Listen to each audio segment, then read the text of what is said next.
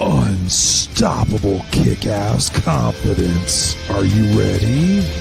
Welcome to the Raw and Unscripted show with Christopher Rausch, where we help you overcome your self-created crap without the self-help fluffy bullshit. Now please welcome our host, Christopher Rausch.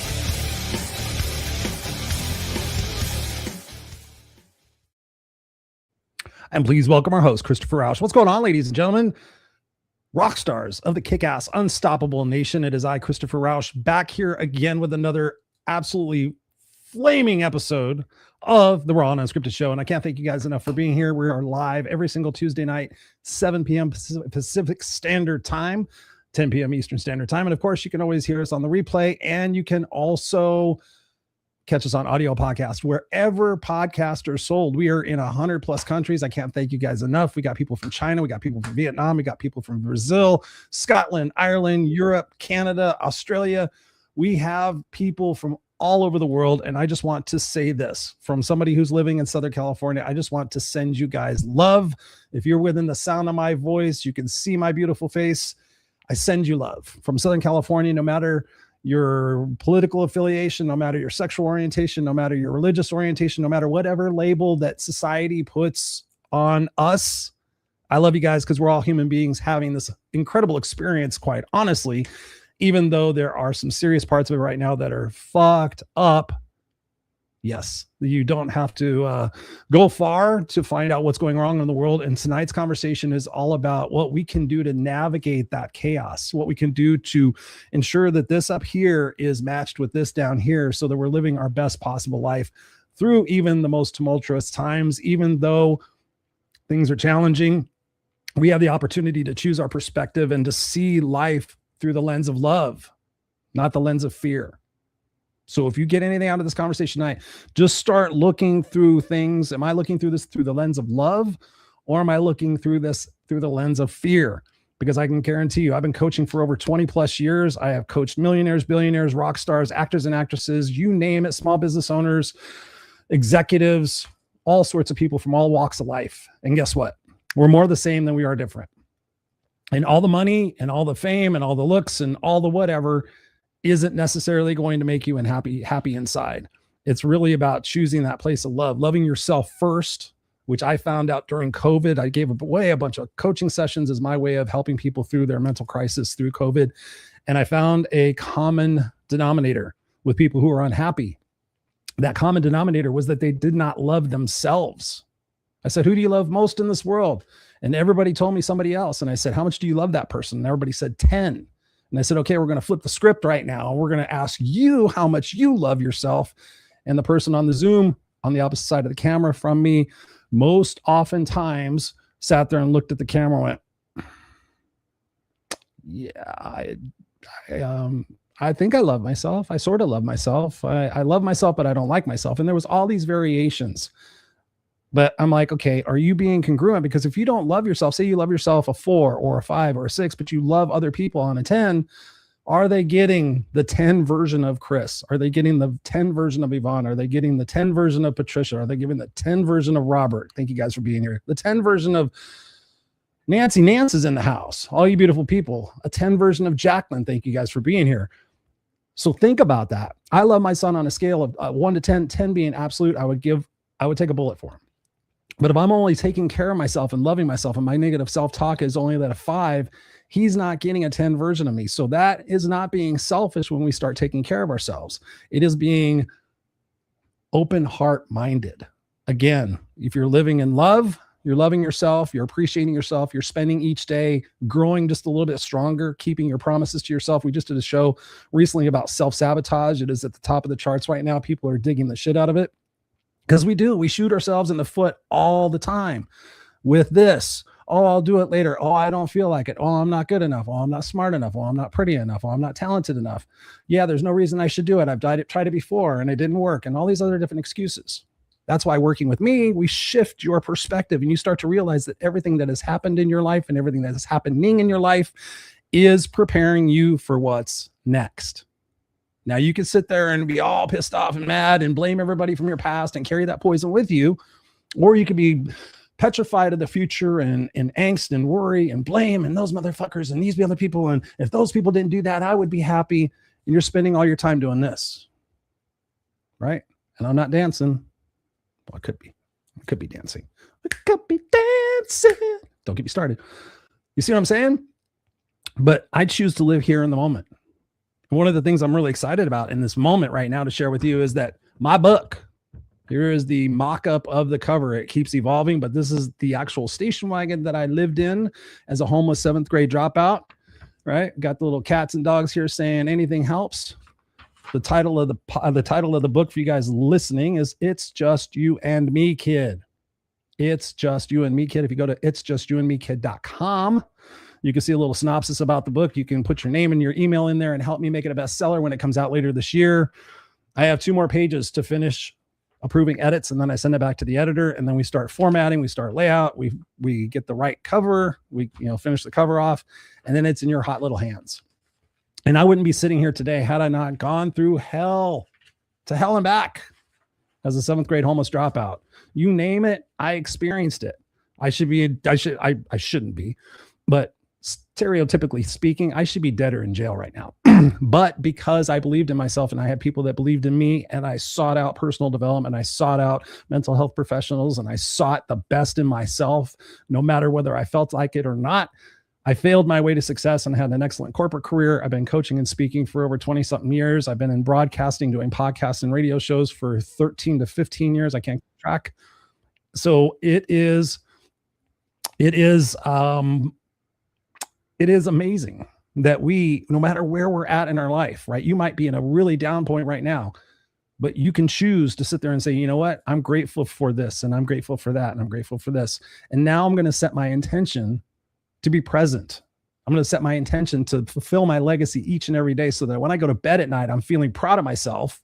I'm not feeling discouraged. I'm not feeling like I made mistakes. I'm feeling like I took a step forward. I'm feeling like I got out of my comfort zone. I'm feeling like I'm living my purpose and not just existing in life, hoping, wishing, and praying that someday I'll be happy. You show me someday on a calendar. Where is someday? When people say, oh, someday, yeah, guess what? You're going to die. We're all going to die. And it may be sooner than later. We have no idea when that is. So we get this choice to live right now, to be in this moment, So you can choose to do that. And what we're going to be talking about tonight is we're going to be talking about some really cool stuff. But the first thing I want to tell you about is the podcast last week that people are messaging me about. Thank you so much. Last week was titled Stop Waiting, Start Living. And it was really raw and unscripted. Actually, I planned on doing a podcast on procrastination, which, by the way, spoiler alert, that one's coming. I've already got it outlined and everything else, but I felt called because the show is called Raw and Unscripted. And I've shared with you guys lately that I do more planning than I've ever done before, because I'm looking at my competition and I look at what some of these big shows are doing, like Diary of a CEO and Modern Wisdom, 2 that I watch a lot, Armchair Expert. I'm seeing that they put a lot of time into it. And I thought, you know what, if I want to compete with those individuals and I want your time and your presence, that you invest your time with me every single week, I want to give you the best possible situation. And I was telling somebody today the fact that this show is like class. So you show up every single week. We're in our 7th year. You show up every single week and you take a couple of strategies from these conversations, whether it's just me or me and my guest, and you sit there and say, I'm going to put these into play. I'm going to put them on my sticky notes. Right now I have 7 sticky notes. If you listen to the show for any length of time, you guys know sticky notes are king. Put your sticky notes, put what it is that you're focusing on, put what it is that you're trying to become or what you will become. Make that a focal point in your life. Get people in your life that support you, AKA my group coaching program, my one-on-one coaching. Let me tell you something. You can't do it alone. I would not be sitting here had I not invested my time and my money and a lot of blood, sweat, and tears in getting uncomfortable to have a speaking career, to speak all over the world, to have an amazing corporate career, to be blessed to be coaching so many different people. I just got a message from one of my coaching clients that was there. We were coaching 2020 to 2022. She just became the principal of her school and she's kept her weight off. And she was in a tough spot. And she's like, Chris, the things that you taught me really changed how I think about myself, how I feel about myself, the way I talk to myself, and the fact that whether I like it, in the words of Mel Robbins, 5, 4, 3, 2, 1, I get my ass up and I go to the gym and I go to the park in the morning at 5 o'clock in the morning. I do my aerobics out there in the wide open, in the freezing cold or the heat. So you too can do that. And that's what I talked about last week. We talked about why waiting for someday steals your today. We talked about the lessons mortality quietly teaches us, right? You got to be sitting there thinking, okay, how do I want to be remembered? How do I want to be remembered? And am I living that congruently every single day? We talked about the importance of boundaries and values and intentional living. So go back and check out last week's episode. It's episode number 377. Do that. And I think that's it for my little commercials. Oh, by the way, I just wanted to share this with you. I've been talking about the revamp of the podcast, and you guys have been asking me about merchandise. Ooh, you guys got to be watching the video cast to see this, but there is a tempting piece of cover art that I've created that might just be looking like, oh, that would look good on a shirt. That would look good on the back of a shirt. Perhaps it says unstoppable kick-ass confidence. I don't know. Oh, it does say that. I have so many different variations of that. So by the way, merchandise and things are coming. So thank you for sticking with me. We got Robert in the house. What's up, Robert? He says, hello, Jacqueline, and hello, Christopher. We got Nancy Nance in the house. She's in my group coaching program. She says, hello from Canada. Canada? Is that how you say it? The country of Canada? Ha, ha, ha, ha. Actually, Robert's in Canada too.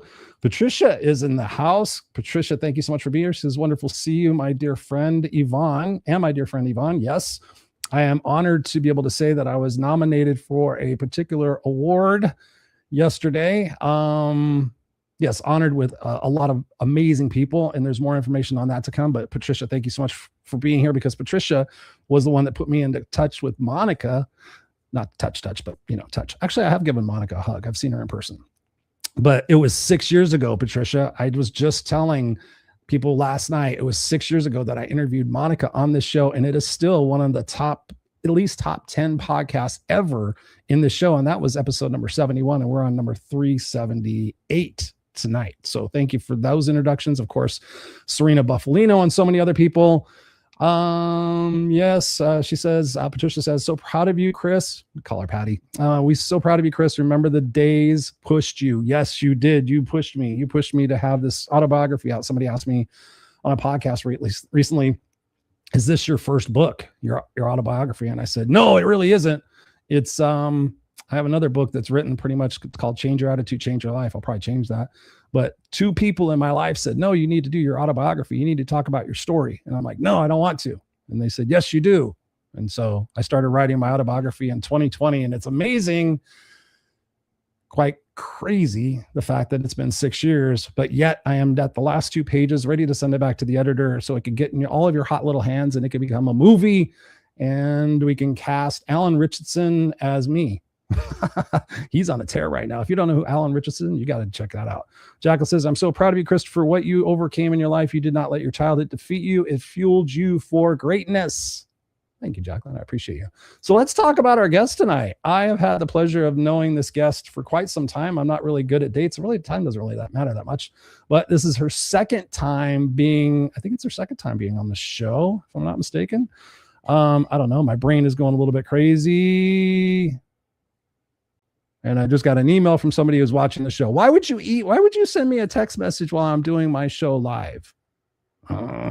Anyways, please welcome to the show, Miss Yvonne Silver. Hi, Yvonne. How are you? Thank you for listening through my ramble, and it's good to see you tonight. We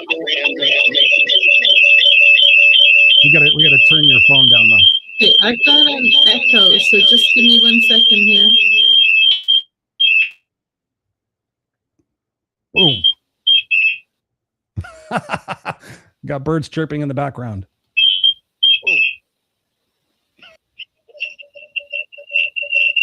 Can you turn the volume down on that? Might have to just go ahead and disconnect it. I don't know. Or mute it.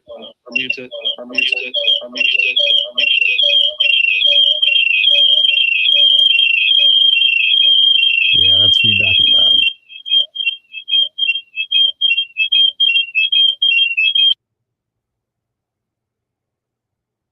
There we go. Now I just need to hear you. I can't hear you now. Nope. Technology's trying to mess with us right now. There we go. Oops. There you go. Now we're good. It might be the fact that do you have speakers on right now? Go ahead and disconnect your phone. No, but I have my desktop and I have my phone. So. Oh yeah, just turn off your phone.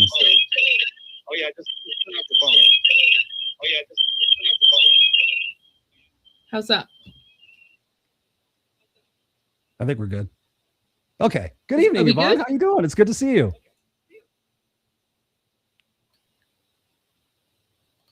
Are we good We're now? good. Can you hear me? Yep. You good? Yep. You got? Awesome. Yeah, I can hear you. I love technology. It always makes me hold my breath when I'm doing stuff like this. Gotta love technology when it works. Right. So you heard my intro and talking about life and whatnot. What do you want to get across to people listening and watching this conversation tonight? What is it that you want to send out to the world that would help people navigate the chaos and the uncertainty that we're experiencing right now?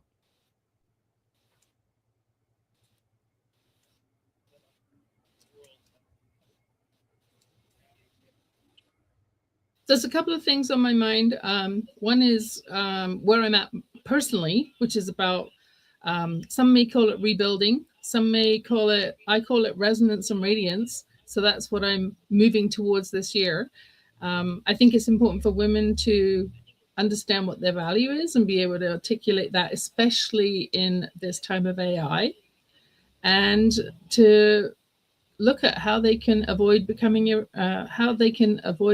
replaceable. So that's becoming irreplaceable.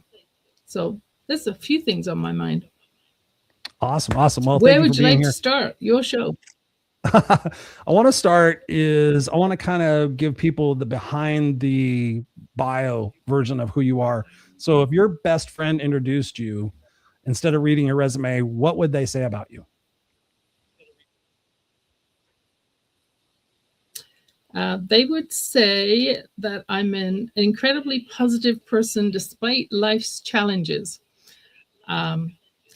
AKA, I have a special needs son, so he's now 31. That is one of my best success stories as a coach. I grew up in London, England, with a PTSD father who ended up diminishing my mum, and she lost her voice. So I'm bringing some history with me and how I have navigated that and continued to be resilient and positive and use the power of words. The power of words. I was just talking about that in the intro, talking about the power of the words that are going on in our brain and what we say to ourselves. What part of being able to tune into that negative self-talk was a reason for you being that you're so successful now? Well, I think I tuned into it a long time ago. One particular circumstance when I was 11, my dad yelled at me because I'd missed my 11 plus. That's an English, an exam in England when you're in school. And I missed it by 2 marks. And he yelled at me, screamed at me that I would never, ever be successful in life. And I had failed, and then stormed out of the room.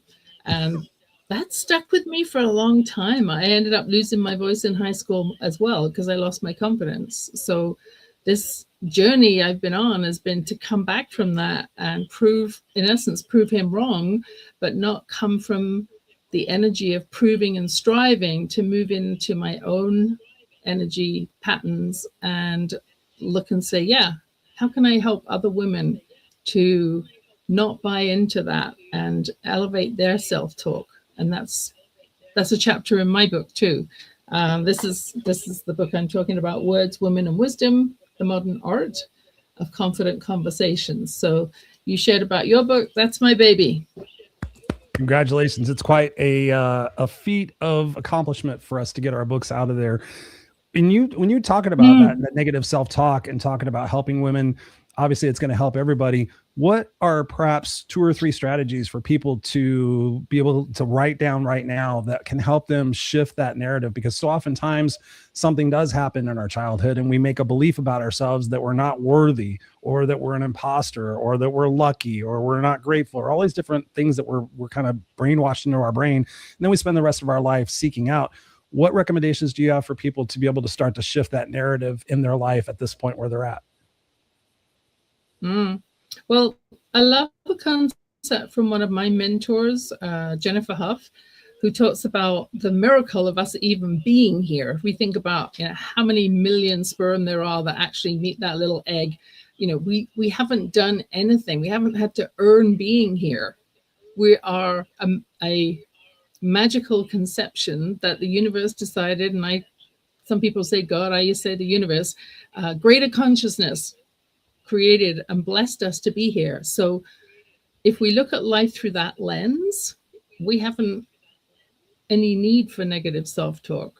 We're a blessing to be here. So yeah, start your day with a 5, 4, 3, 2, 1. If you're a Mel Robbins fan, start it with gratitude. Always, today's going to be a great day. Something amazing is going to happen. And when you look through that lens, all of a sudden you start seeing all the good things showing up instead of, oh, I'm going to have a bad day. And then guess what? You see all the bad things. So self-talk is really important. Starting with gratitude, always being about appreciative, having an appreciative attitude is just really key. Mm-hmm. It is so true, because it's easy. I tell people all the time, like, we can do this exercise right now for people who are watching and for people who are listening. Like, look around your room and tell me everything that's blue. And people will go, that's blue, that's blue, that's blue, that's blue, that's blue, that's blue, that's blue, that's blue. And I'll be like, okay, tell me what was pink. And people will tell me immediately, like, Chris, you told me to look for what's blue. And the same thing goes for in life. If we wake up and go and look at our phone and go, oh, things are shitty. Oh, I just stubbed my toe. It's going to be a terrible day. Oh my God, I'm out of gas. And see, I knew it was going to be a horrible day. And you go into the office and you got this grumpy attitude and everybody's like, what's wrong with Yvonne? What's wrong with Chris? And then you have the shitty day and you go home and see, I was right. It was a shitty day, because we look for those things. But like you said, when we wake up in the morning, I have a morning ritual, which consists of saying what I'm grateful for. So it's funny you mentioned that. Great minds think alike. Say what I'm grateful for. Then I set my intentions. So I say, my intention today is to be present and playful with my son. And I've said that for the last 9 years of my life. My intention is to use my words and my actions to make this world a better place. My intention is to treat myself better. My intention is to go to the gym. My intention is to laugh more than I think, whatever it might be for that particular day. And then you kind of set the groundwork, and then you do some visualization and you sit there and imagine yourself going through that day. Your mind doesn't know the difference between real reality and perceived reality. Like, we have a bad dream, we wake up, what is it? We go, oh my God, oh my God, oh my God. Our heart's racing, we're sweating, we think that something just happened, but it was just a movie in our mind. The same principles apply to creating positive waves in our life. Yvonne, tell me about a situation in your life you could choose, because I know you've had a few, that you were at your most down point. You were at your most frustrated spot in your life. How did you come back from that? What were those steps? And let's inspire some people to get out of victim mode. Yeah. Well, before we go into that, can I just share one last thing about that whole word intention? Because that's actually in my book. It's in chapter 3, which is about elevating positive self-talk and confidence. And so what I wrote about was actually the difference between intention and commitment. And when we say I commit to, it has another layer of accountability to it, self-reliance, yet accountable, versus when I've in the past sometimes said, my intention is, it feels like there's a way out.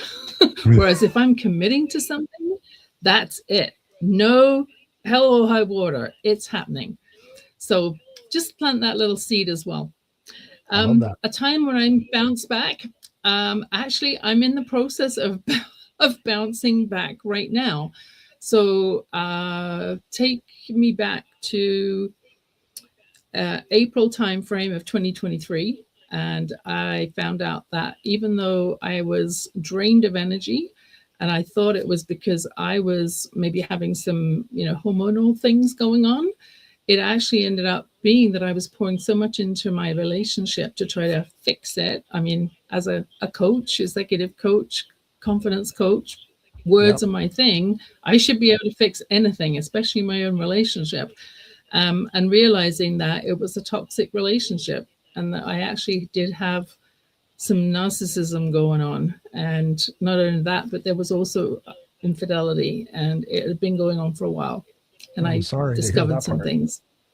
So that was April. And so I knew that I was going to have to decide whether I was going to tolerate that or not.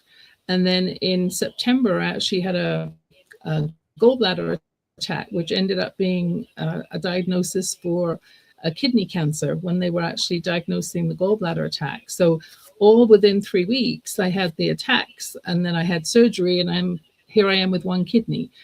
So then I decided, shoot, I could have died. In December, it was time to actually make that move. And so I chose to leave the relationship. So within the space of a year, I had a separation in marriage. I had to rebuild my life. I chose a different way out. I chose not to tolerate anymore and started finding my own place, finding my own way. And my life and my business has been going through a alignment of resonance, energetic resonance, getting true to who I am, and radiance is what I'm shooting for. So I'm in the middle of it right now. Vulnerable share. Haven't come out the other side yet. Working on it though. Wow. Thank you. Thank you for sharing that. I knew you were going through some stuff. That's why I wanted you to share. And I knew we could have a powerful conversation with that, because so many people are living in that toleration space. One of my favorite exercises to do with people is for them to list out what they're tolerating from themselves, what they're tolerating from inanimate objects, and what they're tolerating from other people. 99% of the time, people come back to me. It's usually my coaching situation. They come back to me and they have 4 or 5 things under each category. And I could tell by the expression on their face when I ask them to read them back, and already knowing them for a little while, I invite them to spend the next 7 days really examining what it is that they're paying attention to, what they're focusing on, what is upsetting them, what is triggering them in the moment to go from a state of satisfaction to dissatisfaction, or encouragement to discouragement. And then inevitably they come back the following week and they have 15 to 25 in each category. And they're like, Chris, I had no idea that I was putting up with so much shit. And I'm like, I did. I could see you carrying it all and dragging it all through your life. I'm like, what would it be like if he went, whoa, DGF, I don't give a fuck anymore. It's not my bag. I'm not going to hang on to other people's bullshit. I'm going to start speaking up for myself. It's not selfish, it's self-love. And I'm going to sit there and choose. What I have them do is we choose either the top 3 from each category or the top 3rd overall. And we start to sit there and say, okay, what's the plan? And I've had people tell me emphatically they could not do something. Like, I don't have any more time, Chris. I'm like, tell me from your day, from the top of the hour to the time you go to sleep. And we find out, oh, they have to do the laundry. They have to make the meals. They have to. I'm like, so if you died tomorrow, you're telling me your husband wouldn't have fucking clean clothes and your kids would never eat again? What would happen if you died tomorrow? Guess what? They would figure it the fuck out. And so you're going to figure it the fuck out, and you're going to stand up for yourself. And then 6 months later, they're like, oh my God, Chris, I wish I would have known this sooner. So what do you say to people who need that extra push? I have a similar exercise. Share it. Yeah, I have a similar exercise that I use in my coaching, which is about, I also talk about it in the book, and it's clarity through contrast. So, you list down, if there's something in your life that's not working, you list down, what is the issue? What is the problem? What do you want to resolve? And then you look at what you don't like about it, and you list all the things that are annoying you or not sitting right with you, things that are happening that are creating it. And that's on one side of the page. Then you put a vertical line down the page, and on the right side, you flip it and you say, okay, so I don't like that, but what do I want instead? Because sometimes we find that when someone says, well, what are you going to do about that? And it's like, well, I have no idea. And so we don't always know what we do want until we've explored what we don't like. And then it's a matter of saying, well, what's the opposite of that? And the opposite is usually what you do want instead. So that's one exercise I take my clients through. I have a toleration one as well. Yeah. See, great minds think alike. So in that, I feel like somebody might be sitting there thinking to themselves, well, I'm afraid of taking that next step. I'm afraid. I know somebody who is in the situation right now. They're trying to evaluate their marriage. And I'm like, what would it be like if you made this super tough decision? And on the other side of it, 3-6 months down the road, you look back at it and go, okay, I've known this relationship was trash for the last 8 years, but I kept thinking and hoping and wishing and praying that something would change. But I'm afraid. I hear that all the time, Yvonne, that people I'm afraid of rejection. I'm afraid of failing. I'm afraid of what my friends are going to say. I'm a Christian and you're supposed to stay in your marriage. I'm afraid of the judgment. What do you say to people to rewrite that fear into choosing it to be excitement for the fact that they get to take control of their life and actually be happy instead of hoping to be happy? Right. Well, for me, it's about the choice for me was, how long am I going to put up with this for? And if we know that we can't change other people around us, they will change when we choose ourselves, because we all of a sudden then have the confidence to stand up and say, no, I'm not accepting this. I'm not tolerating this. So they have a choice whether they are going to change or not. Ultimately, though, the only person that can change your circumstances is you. So it is about a choice, and it's about saying, sometimes is the pain of moving forwards worse than the pain of staying where you are? And in my case, the pain of staying in an unfaithful marriage and realizing that I could have died. I didn't even know I had this kidney cancer growing inside me. It's like a full centimeter lump. And finding that out really put things, want to wait until actually make the change and choose it. So then you have more control over how you plan out what your first steps are going to be, instead of waiting till someone else does something and then all of a sudden you're scrambling. So choose it. Choose you is what I say.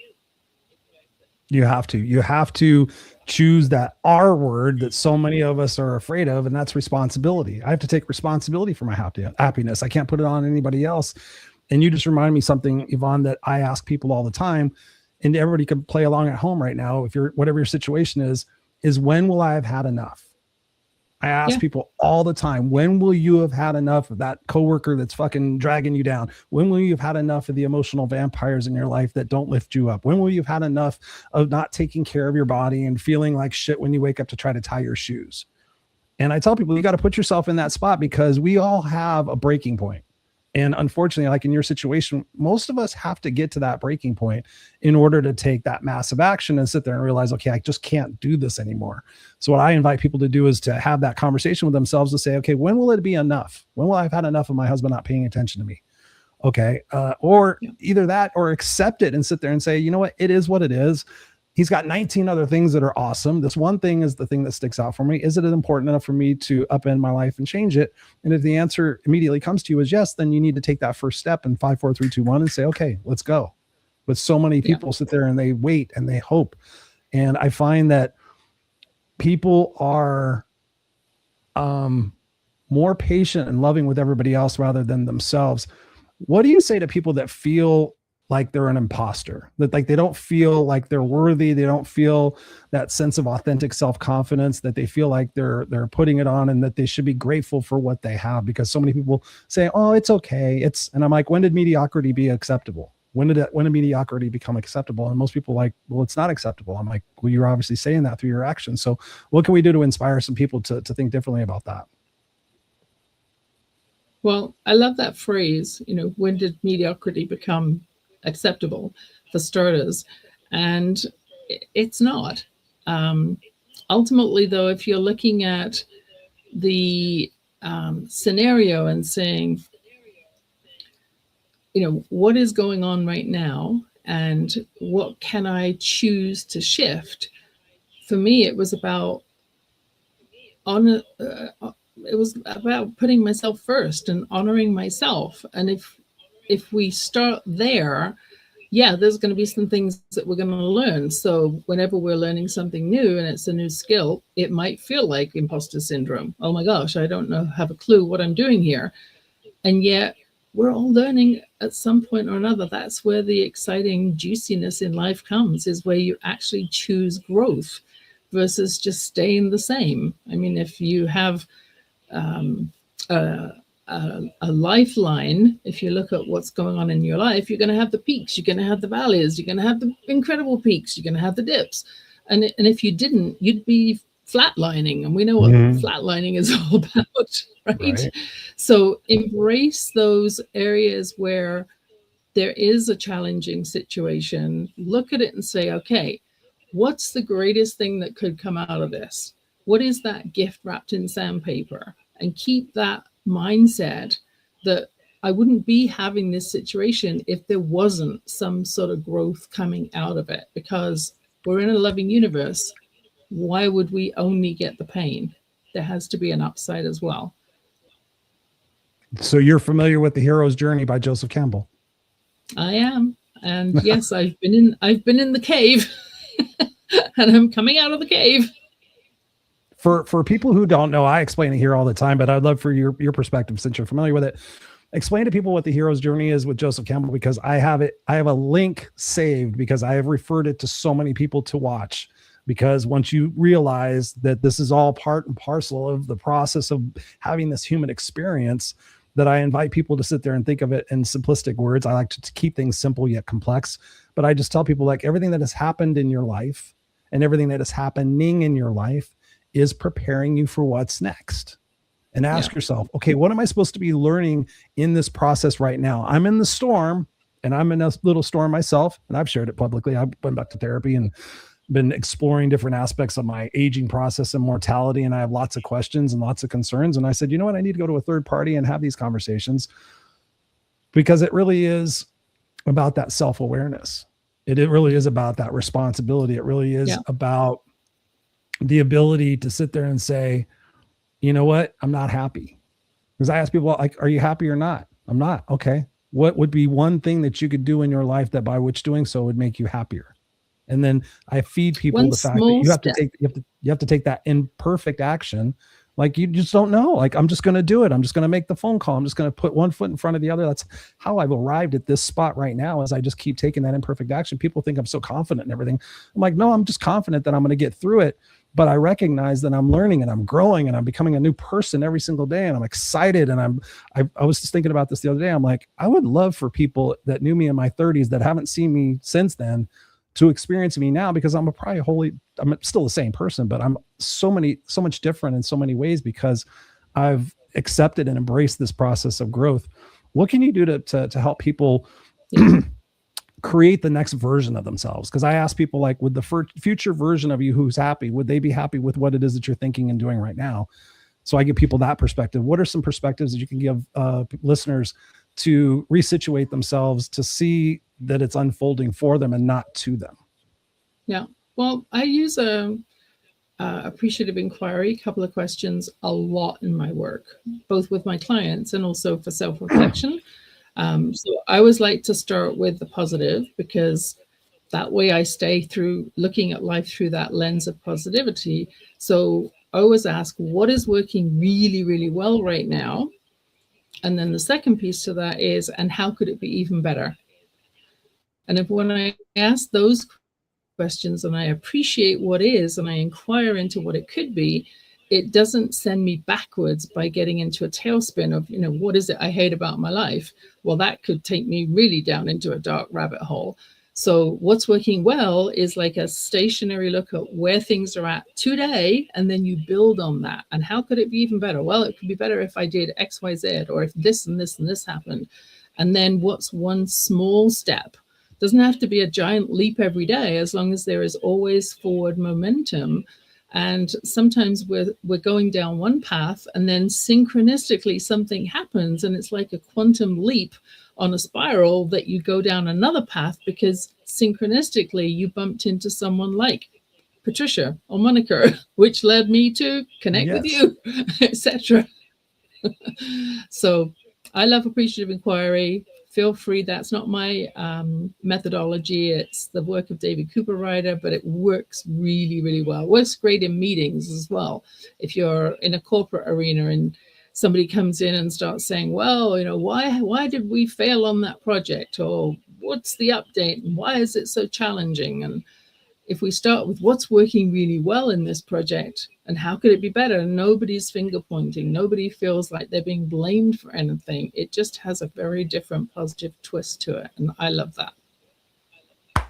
That's why I love you, Yvonne. That's the way to look at it. It's all the different ways that we can just, I'm not asking people like to massively shift their perspective. It's just like few little clicks here, and like you said, you start opening yourself up to the flow of what's next, as opposed to being stuck and blaming the past or worrying about the future, or telling yourself right now that you're not worthy and you can't do it. I just can't do it, Chris. I'm just not good at time management. I'm just not good at making hard decisions.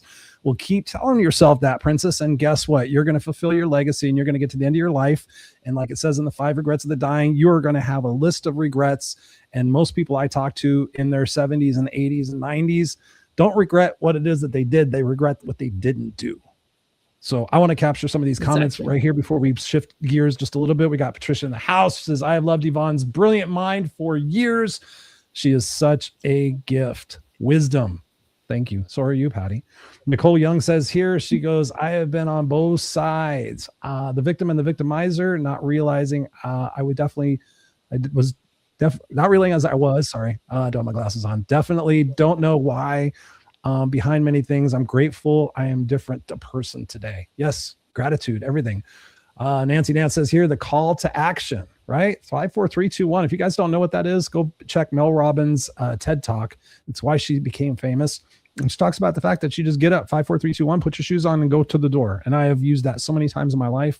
I've coached people to use that 5, 4, 3, 2, 1, pick up the phone, 5, 4, 3, 2, 1, have the conversation, ask your husband if he's happy or not. 5, 4, 3, 2, 1, are you cheating on me? 5, 4, 3. I mean, that's how I found out my wife was cheating. My first wife, not my current one. That's how I found 5, 4, 3, 2, 1. And I said, so when are you going to tell me? I heard this whisper in my ear that said, ask her when she's going to tell you. And I'm like, so when are you going to tell me? And she's like, tell you what? And I went, tell me. When are you going to tell me? I had no idea what she was going to tell me. I just followed the whisper. When are you going to tell me? What do you mean? I have nothing to tell you. I'm like, why is she answering it that way? I just kept digging. All of a sudden, she's like, all right. Me and Griff kissed on your birthday and blah, blah, blah. I'm like, I didn't know that was going to fucking come out. Thanks a lot, whisper. But it opened the door because I 5, 4, 3, 2, 1, and I trusted my gut. And you get in that flow state. And then that once you start opening yourself to what's possible, and you start sitting there stating your intentions, and you start living as if, not faking it till you make it, but living as if, like, what would the happy version of me decide to do right now? Would the happy version of me decide to go to the gym? Would the happy version of me decide to eat some carrots? Would the happy version of me sit there and listen to somebody suck my energy out of them because they always call and complain? No, the successful part of me would say, no, I'm not going to accept that anymore. So thank you for sharing that, Nicole. Nicole also says here, sometimes it takes someone removing themselves from the relationship. Yeah. I mean, sometimes you got to do it. And if you know, right? You know. Jacqueline says, been afraid for years. Finally said the queen mother told fear to get the hell out of here. Right? Yeah. What is fear? False expectations appearing real. Nancy says here, such a great podcast. Thank you, Nancy Nance. You're a rock star. You guys got to follow Nancy Nance. Her book is amazing. I'm actually writing the forward to it or some part of it for her second book. So definitely do that. Jacqueline says, I commit to myself being the best version of me I can be with no apologies. That's right, my Irish sister. Jacqueline's been along for the ride of the podcast for many years now. Thank you so much, Jacqueline, for being here. I'm so proud of you. Nancy says, wow, such a powerful warrior. Nancy has been through some stuff. Nancy also says here, I commit to, I really like that. So shifting gears, you said before, Yvonne, that you are the mother of a special needs son, which I cannot believe now he's in his 30s. You and I have known each other for a minute. What has that aspect of your life? I mean, you're very successful corporately. You're very brilliant. You hold yourself composed well, but being a parent, like I'm a parent of a 9-year-old. We adopted my son from birth. I think you know that. Being a parent, being a dad has been the best part of my journey. People are surprised because I was so in my ego and so in accomplishment. And so I'm going to be the speaker. I'm going to be this, I'm going to be that. And there was nothing wrong with it. But being a dad has taught me so much about myself and what we call the little things in life, which are really the big things. What has being a parent, being a mother, and perhaps if the icing on the cake, being a special needs mother, which I have many friends who have kids, and it blows my mind, their amazing strength and their resiliency and their love and their patience and everything. What has that brought for you in your life as Yvonne the person? Well, I was 35 when I had my son, so it took a couple of years after deciding to even get pregnant. And at the time, there was something going on, and they said, well, we can do this test, and, we're going to stick this big needle in your back, and we'll tell you if your kid is going to be okay. And I'm like, you know what? I've waited 2 years. Whatever is meant to be is what will happen. And I'm not going to risk his or her life, by sticking needles in me. So whatever's coming, we'll deal with it. Little did I know that later on, it wasn't until he was actually a year old that he was officially diagnosed. But it taught me definitely resilience because I had to learn all about time management in a whole new way. I had to learn how to operate with more than two hands. I had to learn how to advocate for him and his needs, because at one point they were saying, well, we don't know if he's going to walk. That was when he was 2. And I'm like, heck yeah, he's going to walk. He's just going to take a little bit longer, but he's going to walk. Don't worry about that. And then creativity as well, because we had to help him learn his numbers and his colors in a whole different way because of what he was interested in. Before, he would just sort of shut down and not be interested and be very insular. So we got creative. And so I think that served him well later on, where he developed great negotiation skills and he developed creativity and he never gave up. It's funny to watch. He would come up with something and he'd say, well, Mom, we could do this. And I'd be like, yeah, I'm not sure if that's the best approach. Well, how about this? Or we could do it this way. Or we could try this. And eventually he'd come up with something that was not a safety factor concern. And I was thinking, well, why am I saying no to that? That's brilliant. Let's do it. And he sure as heck didn't learn that from his dad. Just saying. And then for the backstory, for those that weren't on the podcast last time, he went on, he's one of my favorite coaching success stories. He went on to do his artwork and be so passionate about his artwork, especially after he saw an Operation Smile telethon, where they were raising money for kids with a cleft palate. And he heard that they cost $250, and if you didn't have that, you could put it on your credit card. So he comes running in, Mom, I need a credit card. I'm like, great, tell me more. What do you need it for? I want to buy a kid a smile, he says. I'm like, okay, I'm not following. And he pulled me into the living room and showed me the telethon. And of course, my heart just about broke. And then I said, well, let's get you a credit card. So that took about 3 months, because they don't know what to do with a special needs kid who's on AISH. They put that in the C pile at the bank.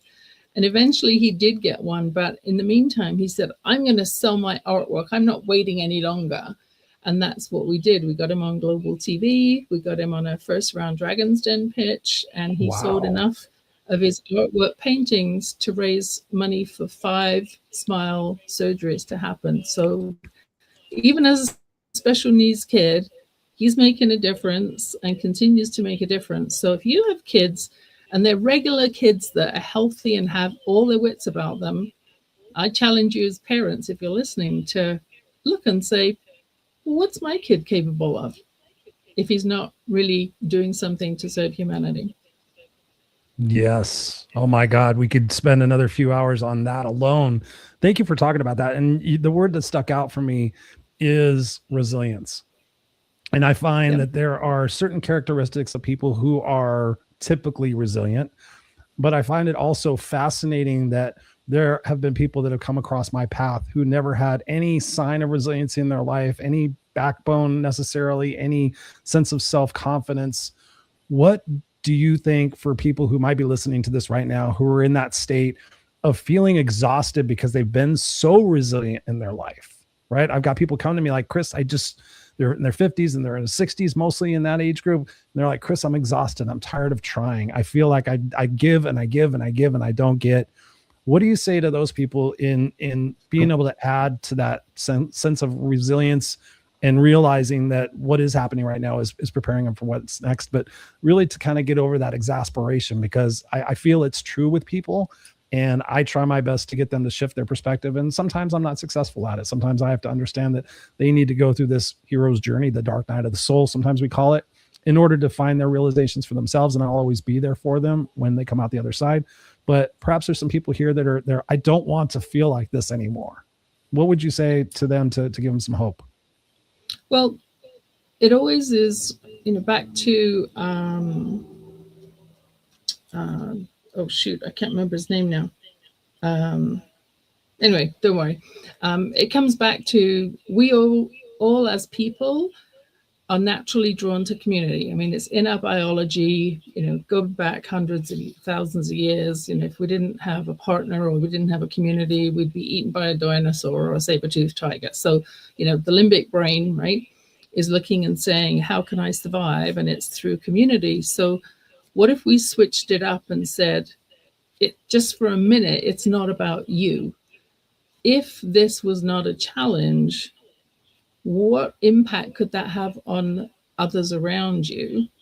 Mm-hmm. And sometimes when we're looking at a mission or a vision that is taking us into serving a purpose that's greater than ourselves, it has a different energy to it.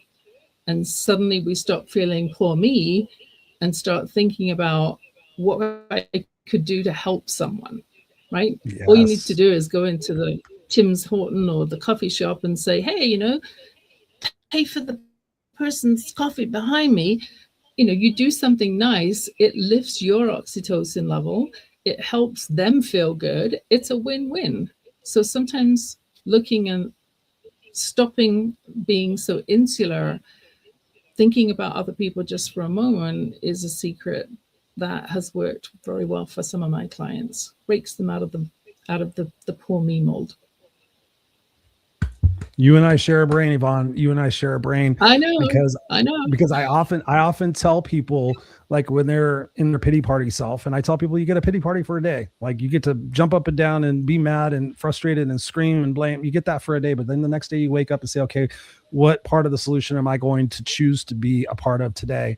And so oftentimes, and people say, I just don't know what to do. And I'm like, go do something nice for somebody else.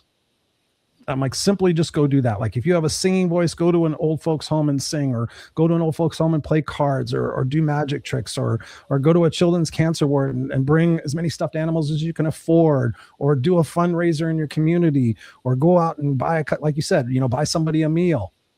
It's pretty incredible how once we kind of put the lens and see perspective from other people's situations, we realize how much abundance we have in ourselves. And I think I just did a social media post about this not too long ago that got quite a number of comments.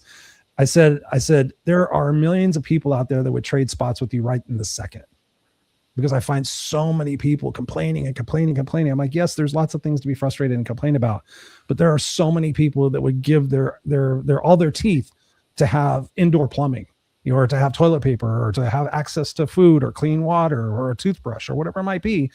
It's pretty incredible what we can do to shift that and to make that happen. I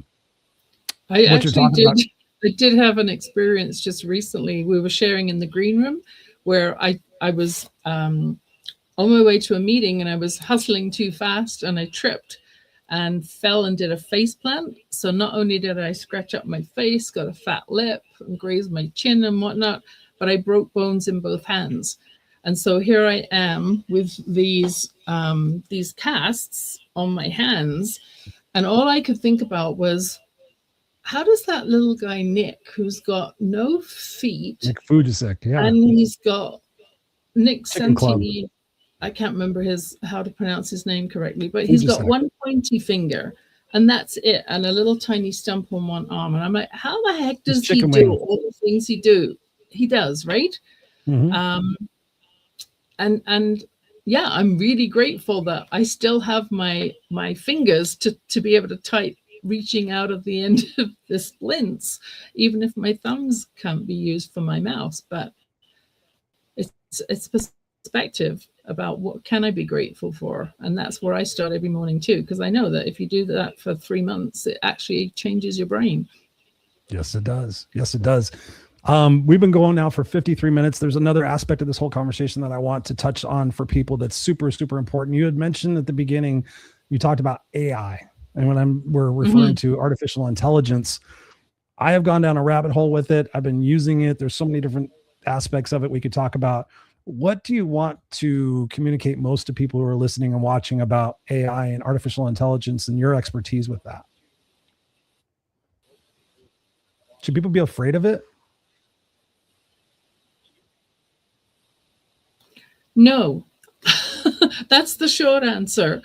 If we look, especially as women, if we look at what it can do for us, a lot of those low-level tasks, repetitive, data analysis, crunching, searching, researching, compiling. A lot of those are the things that are very, very time consuming, and they're not much fun either.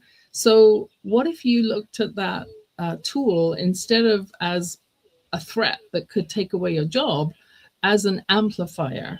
So AI is not going to help with emotional intelligence, with relationship building, with leadership presence, with strategic alignment and thinking, with building trust with others, influencing that human connection piece. Yes, it has some brains to give you ideas, but ultimately you are the creative one, so you get to choose. And then things like coaching and mentoring are not going to get replaced by AI.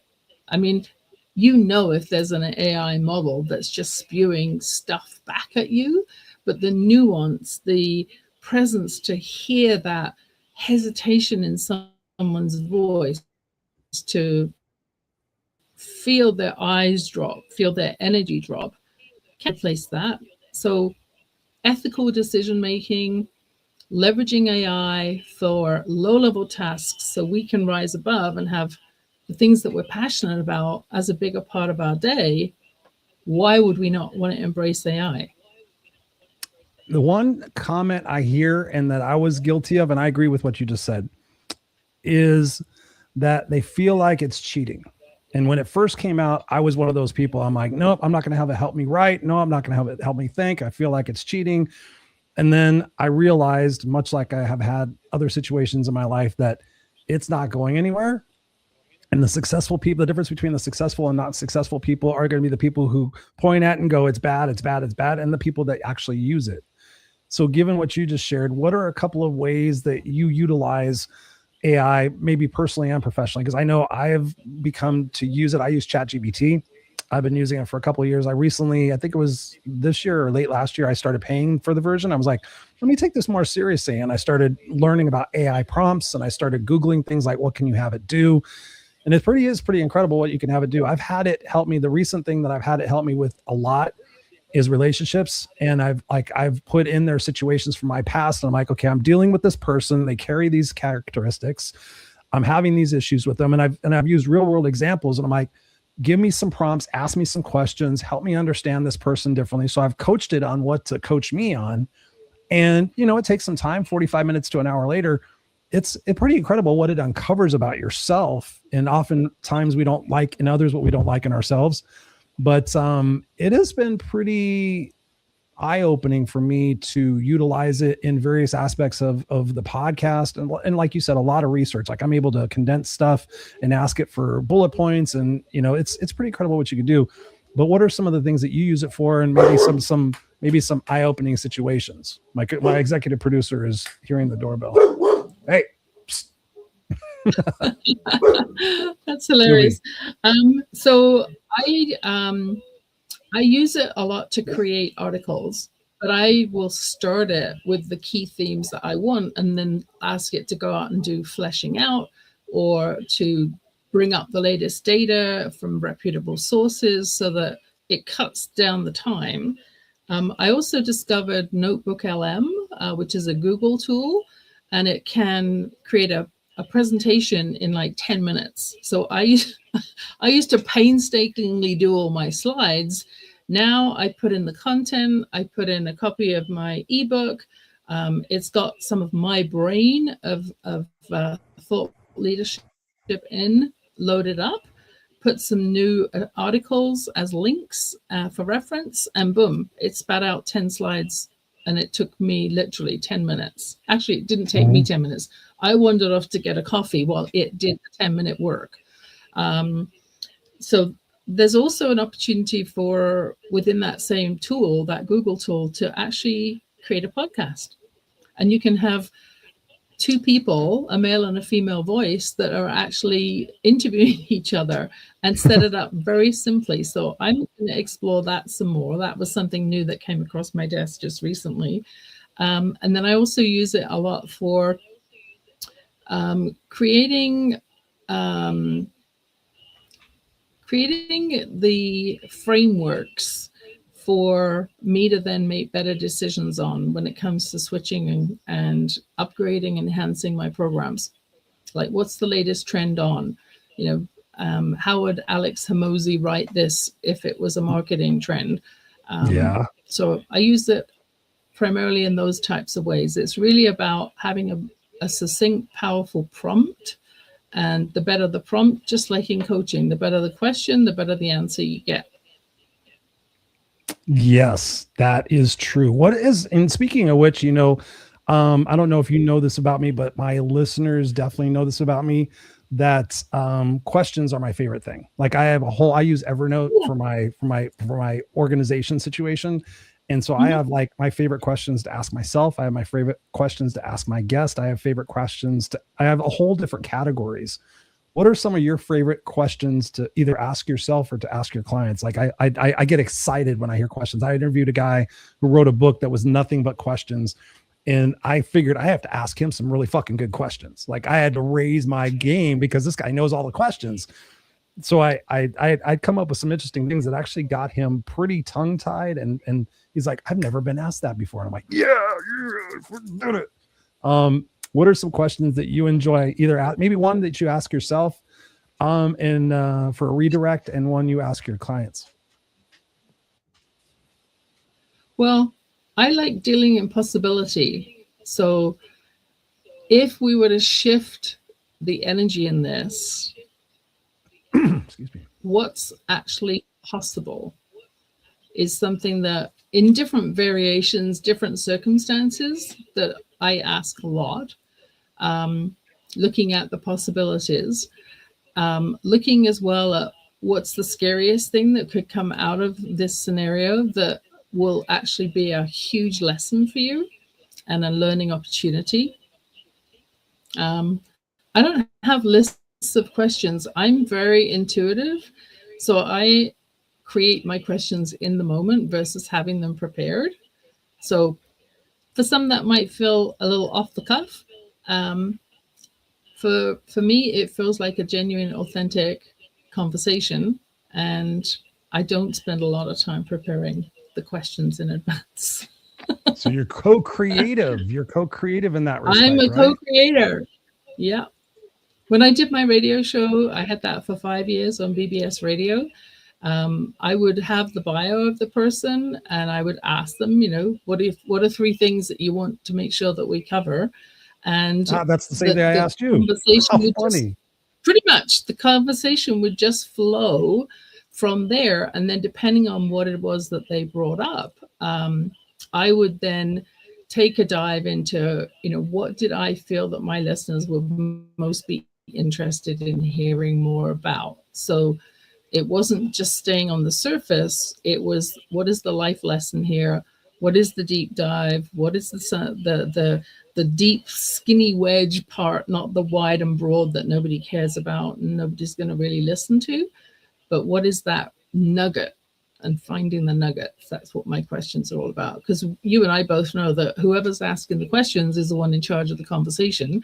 And you don't have to talk about your brilliance. You can showcase your brilliance through what it is that is inside the question, because you wouldn't ask that question if you didn't have this level of wisdom and knowledge. You wouldn't be asking me about the hero's journey if you didn't have that knowledge. You wouldn't be referring to 5, 4, 3, 2, 1 and I would get it right away if we didn't have that knowledge. So we can showcase our wisdom.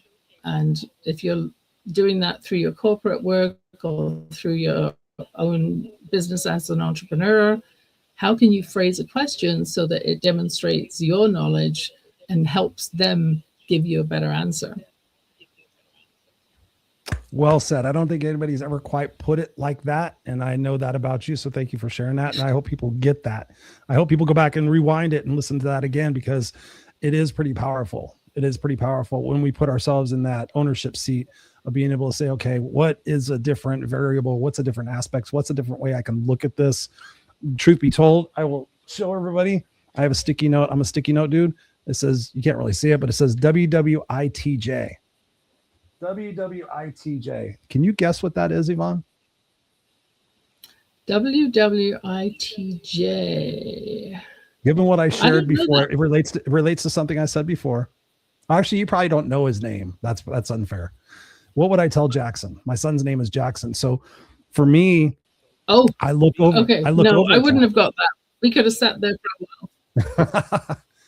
No, so I sit there Well, and think so. what I do say, what I do say though is, if my mum was reading this in the local newspaper, would she be proud of me? And if not, Right. then maybe I don't say it or write it. Even though my mum's passed on, that's a bit of a British thing when it comes to other people making judgments about, your behavior and being prim and proper. I have also redefined, though, in the last year, that somebody else's opinion of me or my activities or my whatever does not really matter. And so it's just their opinion. Thank you. Next. The only person whose opinion actually matters is me. And when I look in the mirror, am I happy with myself? And if I am, good. And if I'm not, I got to change something. And I got to change it right now. Yvonne Silver, ladies and gentlemen of the Raw Unscripted community, you're teaching a masterclass. Tell us about that. Well, that's tomorrow. So this topic of AI, it's a masterclass called Becoming Irreplaceable, and it's for professional women, how professional women can become irreplaceable in the age of AI. So I talk about 3 or 4 different topics tomorrow. That's coming up at 5 p.m. Mountain Time. I think you have the link for that. They can register on my webpage, which is yvonnesilver.com. Click the events tab and you can register for that. It's a complimentary session and there will be some takeaways from that, including a chapter from my book that I send as an ebook excerpt, and it's actually chapter 8, which is when no words are required. So even though the book has 40 different words and word concepts in it, and a lot of them are words that we would be using or questions that we would be rephrasing or speaking, this is about using your energetic presence. How do you show up? First impressions, showing people who you are through your decision making and things like that. So that is a free chapter that registrants get to receive just for registering, as well as the valuable information in the session. It'll be 50 minutes. So we'll have 50 minutes of content and then 10 minutes of Q&A. And might be a bonus or 2 coming out of that as well. I've got it up on the screen. It's yvonnesilver.com/confidence-coach-events for you guys who are listening on the podcast. Again, you guys could go to the show notes and catch it there. And then also people can get a hold of you through your website, yvonnesilver.com, which is a simpler way. Sometimes people can just go to the website, yvonnesilver.com. It's how it's spelled. YVONNESILVER for our language challenged people that might be listening right now and going, how do you say that? How do you spell that? It's yvonnesilver.com. And of course, it'll be in the show notes as well. Yvonne, this has been a tremendous opportunity to dive into what life is about and the opportunities that we have to take that responsibility. I can't thank you enough. What are some perhaps closing words for people that we can round out the show before I sit you backstage and I finish out the broadcast? Yeah.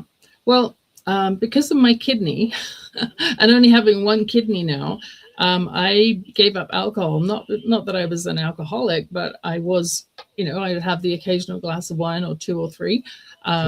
But becoming very intentional and very aware has raised my ability to see synchronistic things happening. And so instead of pushing and trying to chase things, now I'm living life in a different energy of looking at what's coming towards me and taking action on that. And that's just as important as me choosing an action first thing in the morning, but not pushing. There's no point. Well said, Yvonne. Well said. Thank you for sharing that. I'm going to place you backstage. I'm just going to finish out the conversation. Don't go anywhere because I still want to chat with you, but I'm just going to end out the broadcast. Thanks for sharing. You are welcome. Thank you. There you have it, guys.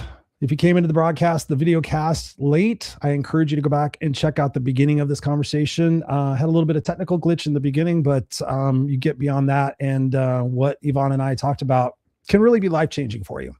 And that's not some grandiose statement that I can say without any validation or backup.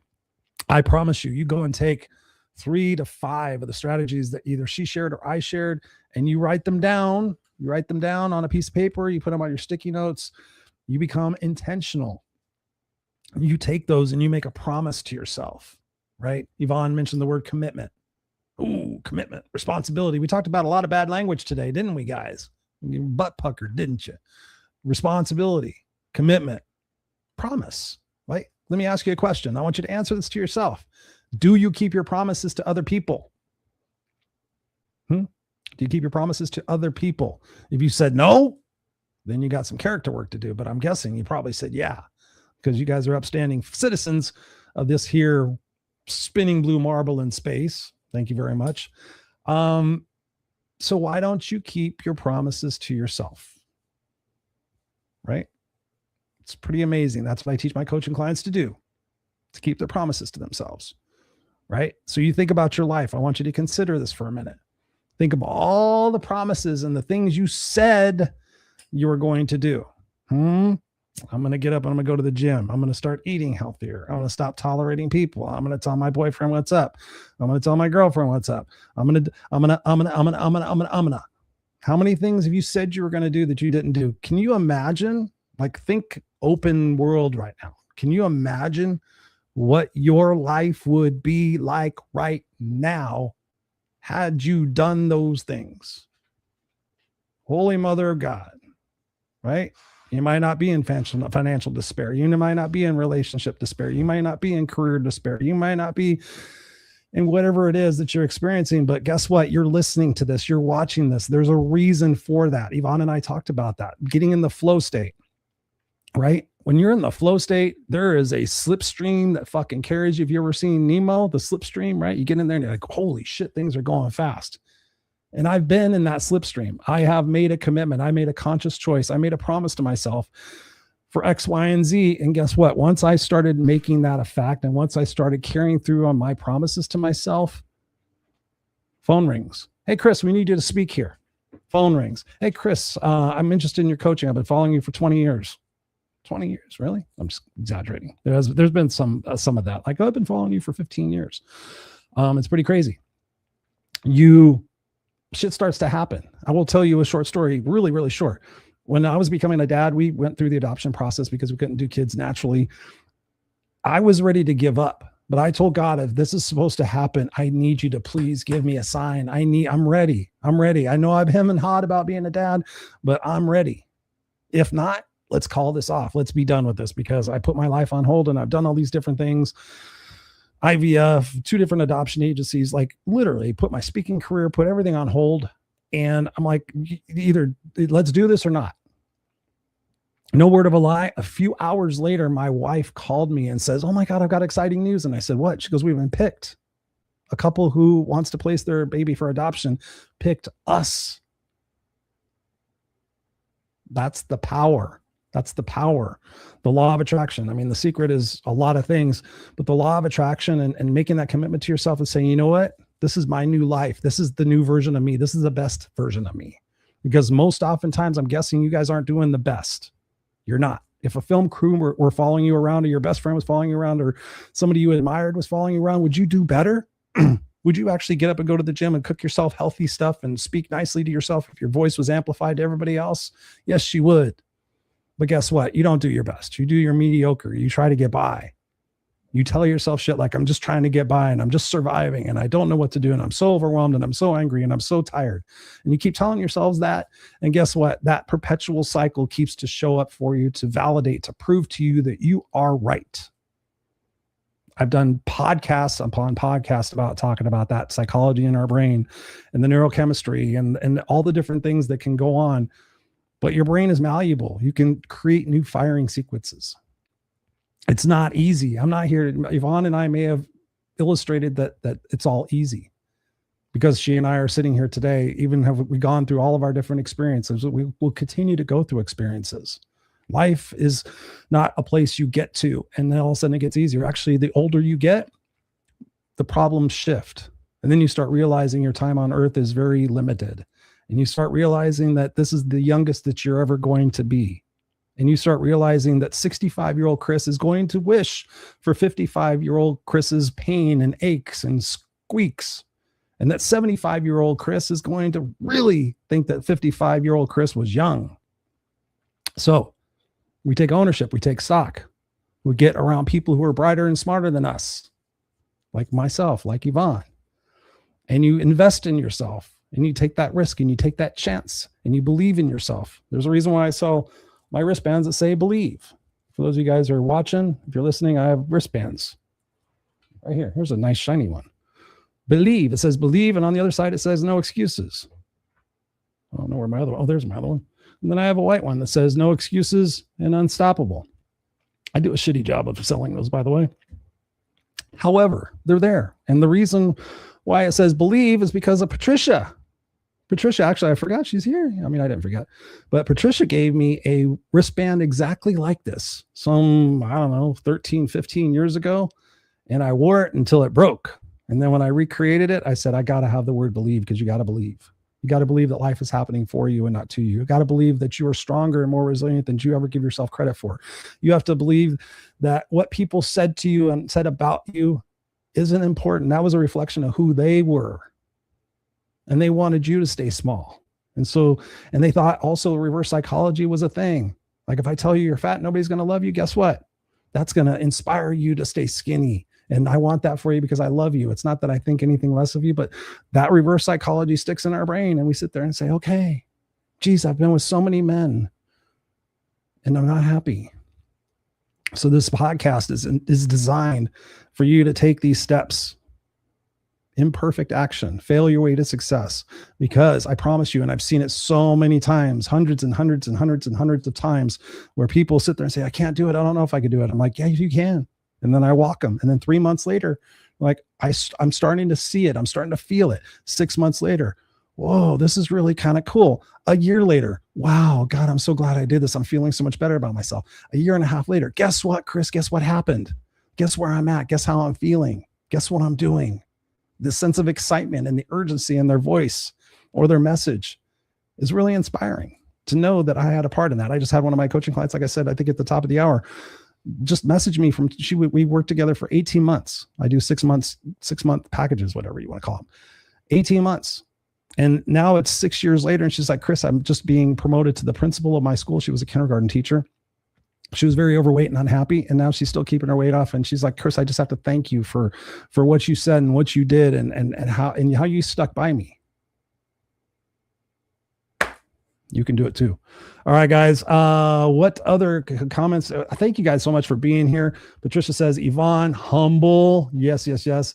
Patricia says also here, she goes, I want to expose something about Yvonne, which Yvonne shared right after this. She says she recently had a wee fall. What are you, Scottish? I think you are.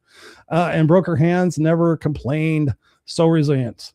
So resilient. Nancy says, bravo. And of course, we talked about her event, YvonneSilver.com/confidence-coach-events. Jacqueline finishes up the comments, says, you are one smart cookie, Yvonne Silver. You are like Christopher, the real deal. You speak pearls of wisdom from your heart. Thank you, Jacqueline. You are a sweetheart. I'm so proud of you. Keep doing what you're doing, right? So guys, this is it. Send me an email, info@noexcusescoach.com. Let me know what topics, what guests, what things you want me to do here on the show, because we are going through a bit of a revamp. I'm excited about that. I've got some things lined up, but now just do me a favor. Be good to yourself. Be good to humanity. Love one another. Love one another. Appreciate your moments. Give your dogs and your cats and your friends, tell them how much you love them. Tell them what you love about them. Have living memorials of them before they die. And take care of yourself and live with that legacy every single day. Then that excitement, that passion, that purpose that says you're here because you're a fucking rock star. I love you guys. Over and